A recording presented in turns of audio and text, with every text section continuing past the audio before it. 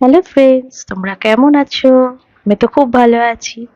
তো আমি আজকে একটা রেসিপি রান্না করলাম, সেটা তোমাদের সাথে শেয়ার করার জন্য চলে এসেছি।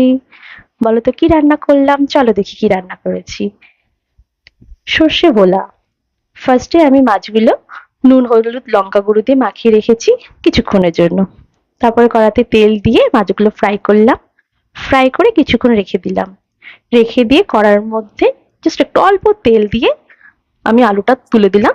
আলুটা ভালোভাবে ফ্রাই হয়ে গেল। তার মধ্যে আমি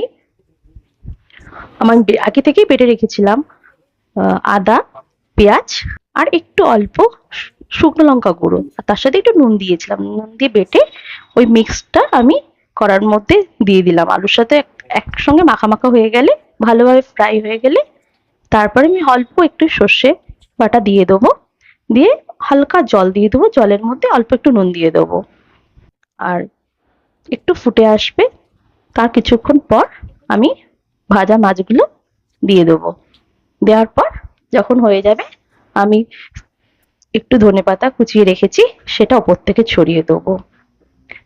কেমন লাগলো আমার রেসিপিটা? সবাই কমেন্ট এবং লাইক করে জানিও।